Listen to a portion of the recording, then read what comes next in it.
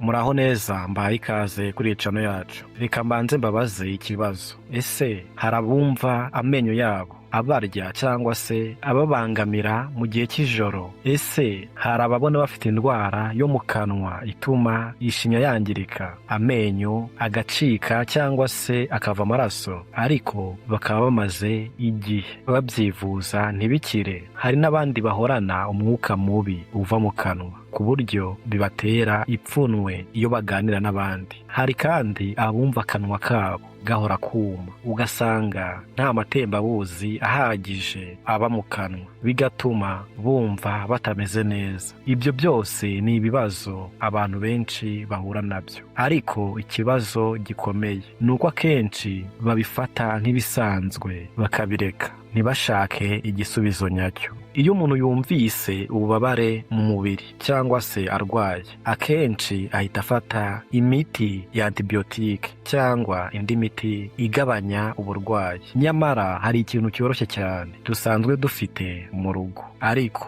abantu benshi ntibacyiteho. Iyo rero ugifashe ukakigira igice cy'imibereho yawe, ushobora kubona impinduka nziza cyane. Niba rero uhora uribwa umubiri, uhora urwara umunaniro, ukarwaragurika buri kanya, ukagira ubwivumbure bw'umubiri cyangwa se ukaba urwara indwara ziterwa n'uko ubudahangarwa bw'umubiri bwagabanutse, iki kintu gishobora kugufasha. Hari abantu bavuga ko iyo igihe cy'imbeho kigeze cyangwa bagiye ahantu hakonje, bahita bafatwa n'ibicurane, izuru rigafungana ku buryo guhumeka biba ikibazo. Hari n'abumva umutwe ubarya cyane, bagahorana umunaniro n'umuhangayiko. Abandi bakagira ikibazo cyo kubura vitamine D, ariyo ntungamubiri ifasha amagufa gukomera. Iyo rero ibuze, amagufa aroroha kandi umubiri ukabura imbaraga zo kwirinda indwara. Hari n'abumva ubudahangarwa bw'umubiri wabo bwaragabanutse ku buryo bumva indwara iyo ari yo yose yabafata igihe icyo ari cyo cyose. Iyo ibyo bibaho byose, bishobora kugabanywa cyangwa bigafashwa n'ikirungo kimwe dusanga dufite mu rugo. Ni ikirungo kizwi cyane kandi gikoreshwa cyane ahantu hose, nubwo hari abantu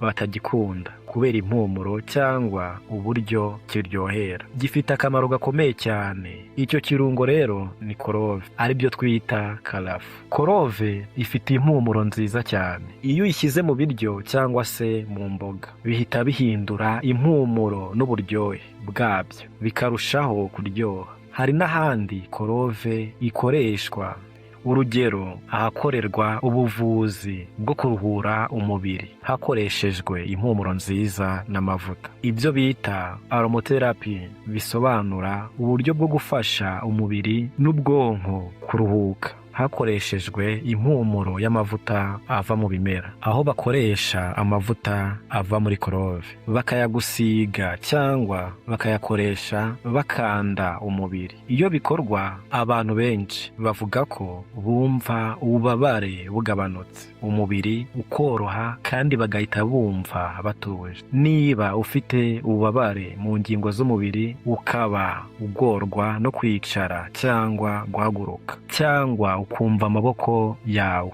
akomera cyane cyane mu gihe cy'imbeho, ayo mavuta ya korove ashobora kugufasha. Abagenda kuri moto cyangwa se ku magare, ndetse n'abagore batwara utumodoka duto, bakunze kubabara umugongo cyangwa mu rukenyerero kubera ubukonje cyangwa urugendo rurerure. Iyo rero basize ayo mavuta ahantu hababaza kandi bakikanda neza, ububabare bushobora kugabanuka cyane. Ariko se ni icyo abantu benshi bakora? Iyo bumvise uburwayi, bahita bihutira gufata imiti ya antibiyotike. Nyamara amavuta ya korove afite ubushobozi bukomeye cyane. Uyu munsi turaza gusobanukirwa impamvu korove ifite akamaro n'icyo ifasha umubiri. Ese uyu munsi ibyo maze kuvuga wari usanzwe ubizi cyangwa ugiye kubimenya? Niba wari ubizi cyangwa se hari ikintu gishya wigiye hano, nyandikira aho hasi muri comment uduhe igitekerezo cyawe. Korove imaze rero imyaka irenga ibihumbi ibihumbi bibiri ikoreshwa mu kuvura no gufasha abantu bafite ibibazo bitandukanye. Iyo umuntu yagiraga uburwayi, ikibazo cyo mu gifu, ububabare bw'amenyo cyangwa ibindi bibazo by'umubiri, korove iri mu bintu byifashishwaga cyane no mu buryo bwa kera bwo kuvura bwakoreshwaga n'Abagiriki. Bwari buzwi cyane nka Greek medicine, nabwo rero bwakoreshaga korove mu gufasha abantu bafite uburibwe bw'amenyo no kongera ubushake bwo gutera akabariro. Mu buvuzi bwa kera, ari bwo buryo bwa kera bwo kuvura bakoreshaga, korove ifite igisobanuro gikomeye cyane kubera akamaro kenshi ifite. Njye ubwanjye nanjye ndabyizera, ariyo mpamvu nkunda kubwira abantu ko indyo nziza ishobora guhindura ubuzima bw'umuntu mu buryo bukomeye iyo ivanzwe n'ibimera bigiye bitandukanye harimo na korove. Hari urugero rw'umugore umwe wari urwaye indwara ya kanseri yo ku rwego rwa 4. Yavuze ko nyuma yo guhindura imirire ye habaye impinduka zikomeye. Ibyo rero biterwa n'uko ibyo turya bifite uruhare runini cyane ku buzima bwacu. Niyo mpamvu nemera ko amasomo ajyanye n'imirire akwiriye kwigishwa neza mu mashuri yose yigisha ubuvuzi, kugira ngo abahanga bazajye bamenya gufasha abarwayi, atari ukubaha gusa imiti, ahubwo babigishe n'uburyo bwiza bwo kurya bubafasha kugira ubuzima bwiza igihe kirekire. Nk'uko nabivuze, n'ubwo imiti yo kwa muganga ifite akamaro gakomeye cyane, cyane cyane mu bihe by'ubutabazi bwihuse cyangwa se iyo umuntu arembye, igisubizo kirambye ku buzima bwiza gishingira cyane ku mirire. Iyo umuntu arya neza, umubiri we ubona intungamubiri ukeneye, ugakora neza kandi ukagira ubushobozi bwo kwirinda indwara. Niyo mpamvu mbashishikariza kumenya agaciro k'ibiryo turya no kubiha agaciro nk'uko duha agaciro imiti. Reka turebe aho korove ikomoka. Mu mateka y'isi bavuga ko inkomoko ya korove ari ku biribwa bya Maruku biri muri Indonesia. Niho rero iki kimera cyatangiriye kumenyekana, ariko nubwo ariho cyakomotse, muri Afurika kimaze imyaka irenga ibihumbi 2 gikoreshwa nk'umuti kamere mu buvuzi bwa kera ndetse no mu bundi buryo bwa kera bwo kuvura. Abantu bakoreshaga korove kugira ngo bafashe umubiri gukira no kongera imbaraga. Mu buvuzi bwa kera bavuga ko korove ifasha igogora no gutuma ibiryo bisya neza mu gifu. Bivuga ko iyo umuntu afite ikibazo cyo kutarya neza, igifu kidakora neza cyangwa ibiryo bikaguma mu nda igihe kirekire, korove ishobora kubigufashamo. Korove kandi ikoreshwa ku bantu bafite uburibwe bw'amenyo, ibibazo byo mu gifu n'ibibazo by'imyanya y'ubuhumekero nk'inkorora cyangwa guhumeka nabi. Niba rero turebye n'imigenzo ya kera, hari aho usanga korove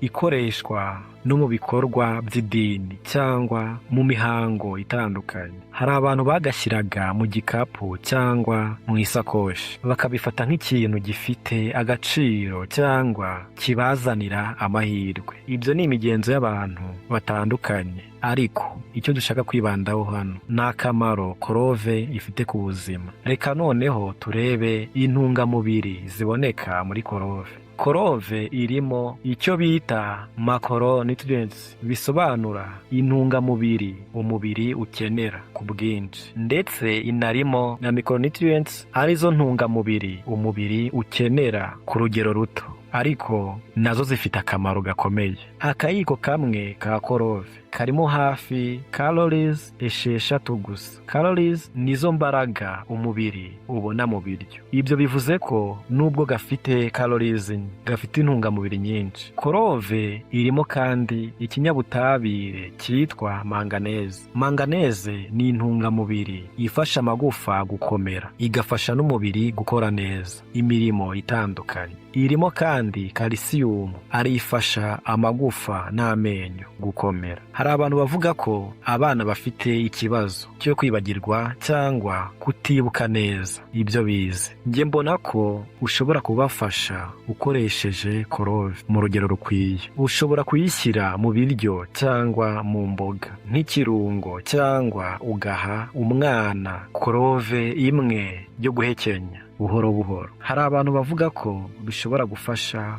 ubwonko gukora neza no kongera ubushobozi bwo kwibuka. Byo ubwanjye ni ibintu numvise bifasha abantu bamwe. Korove irimo kandi vitamine C ifasha uruhu n'umusatsi kugira ubuzima bwiza, kandi inafasha umubiri kwirinda indwara. Korove irimo kandi vitamine K ifasha amaraso gukora neza no gufasha amagufa gukomera. Irimo kandi na vitamine E, nubwo iri ku rugero ruto, ifasha uruhu gukomeza kuba rwiza no kurinda gusaza vuba. Hari n'ibindi bintu by'ingenzi biboneka muri korove byitwa bioactive compounds, ari byo bisobanura ibintu bisanzwe biboneka mu bimera bifasha umubiri gukora neza cyangwa bikagira uruhare mu kurinda indwara. Muri ibyo harimo icyitwa eugenol. Eugenol ni ikinyabutabire gisanzwe kiba muri korove, gifasha kugabanya kubyimba no kurinda uturemangingo tw'umubiri kwangirika. Ibi nabyo ni ibintu bifasha kurinda umubiri kwangizwa n'ibintu bishobora kuwutera indwara. Bifasha umubiri gukomeza gukora neza no kurinda uturemangingo kwangirika. Muri korovuzi kandi hari na flavonoids. Flavonoids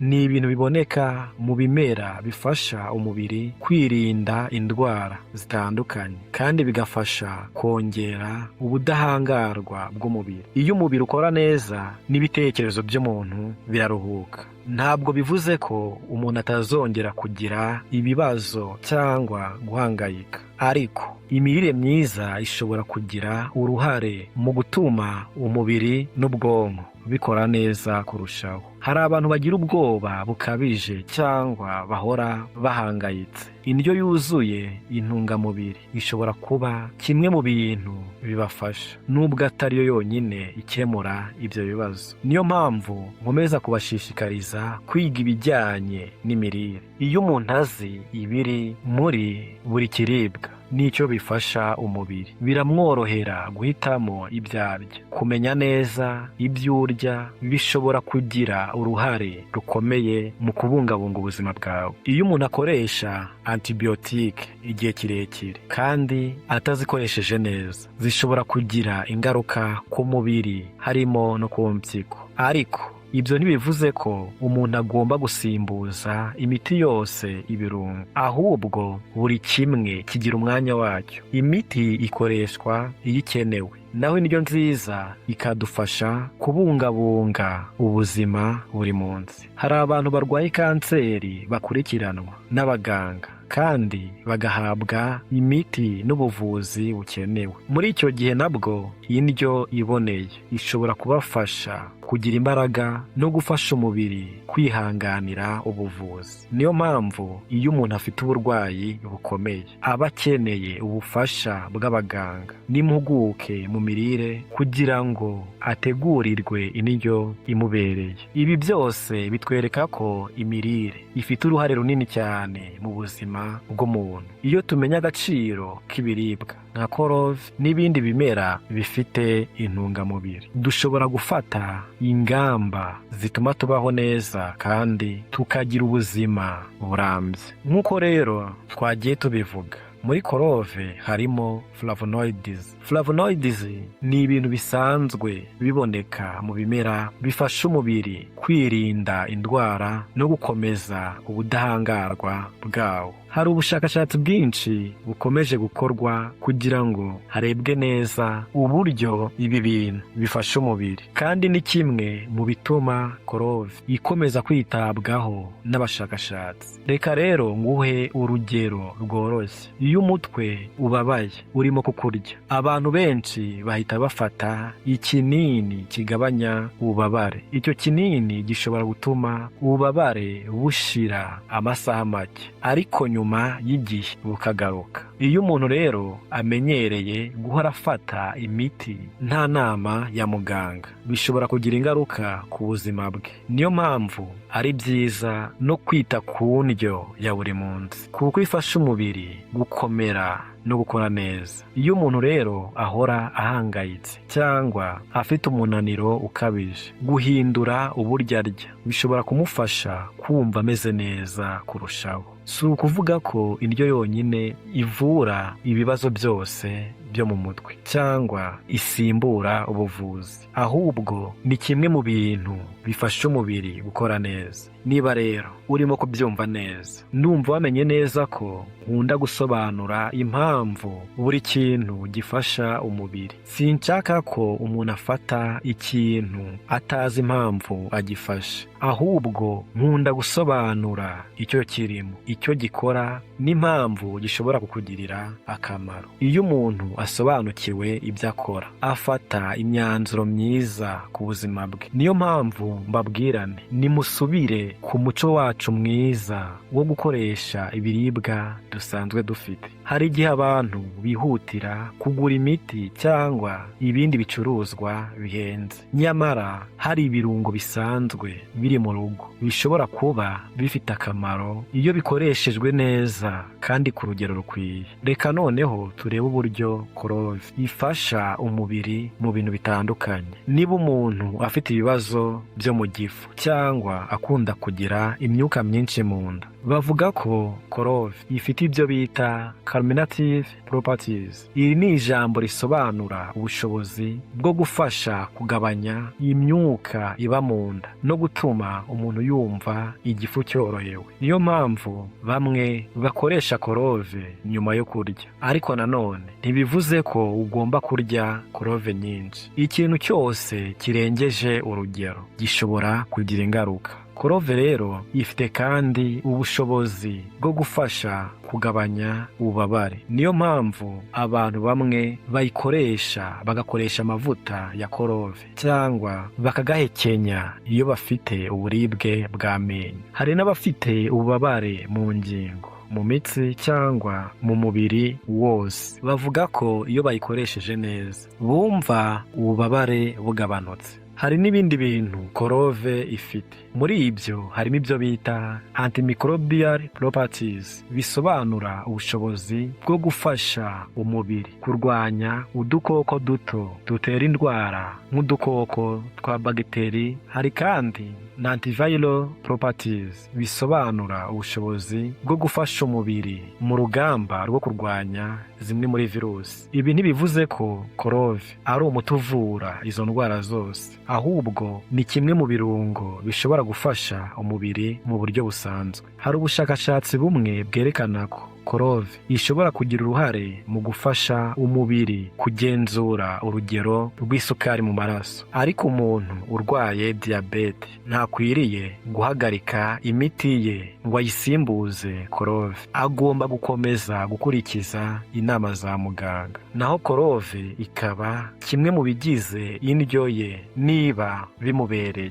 Ni ngombwa rero kugira ngo ayikoreshe agomba kubanza kubaza muganga. Iyo umuntu arya neza kandi akagira indyo yuzuye, bishobora gufasha umutima gukora neza no kugabanya bimwe mu bintu byongera ibyago byo kurwara indwara z'umutima. Ariko nanone kurinda umutima bisaba ibintu byinshi, birimo gukora imyitozo ngororamubiri, kutanywa itabi, kugabanya amavuta menshi no gukurikiza inama z'abaganga. Hari abantu bagira ikibazo cya sinus, ni ukuvuga kubyimba cyangwa gufungana kw'imyanya y'amazuru. Abandi bakagira asima, indwara ituma guhumeka bigorana. Hari n'abahorana inkorora idashira cyangwa bagahora bafite amazuru afunze, amazi ava mu mazuru cyangwa umutwe uremereye. Hari abumva amaso yabo aremerewe cyangwa bafite igikororwa mu muhogo. Abantu benshi bavuga ko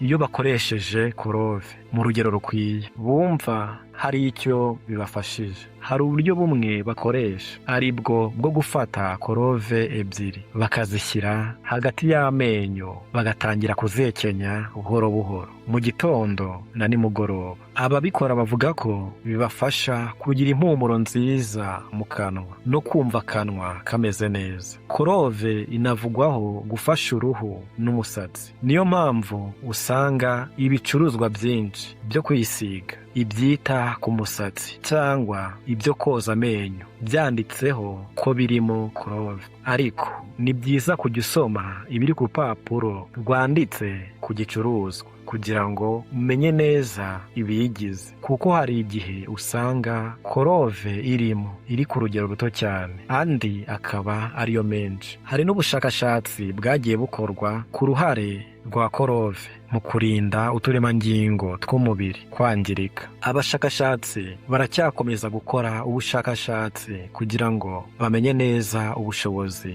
bwa korove n'aho bugarukira. Niba rero umuntu afite impumuro mbi mu kanwa, ikibazo cy'ishinya, amenyo yumva ubukonje cyangwa akumva ubushyuhe cyane mu gihe hari ibintu anyoye, abantu benshi bakoresha korove kubera ko ifasha gutuma akanwa kagira impumuro nziza. Niyo mpamvu usanga hari ubwoko bwinshi bwoza amenyo bwongerwamo korove. Iyo umushyitsi yaje mu rugo, akenshi tumwakiriza icyayi. Wigeze utekereza gukora icyayi kirimo korove? Ushobora gufata korove ebyiri, kongeramo agace gato ka tangawizi n'akayiko gato k'ubuki bw'umwimerere, ukabitekesha amazi maze ukanywa icyo cyayi rimwe cyangwa kabiri mu cyumweru. Hari abantu bavuga ko bibafasha kuruhura umubiri no kumva bafite imbaraga. Ushobora kandi gukoresha korove nk'ikirungo mu biryo. Ushobora kuyisya,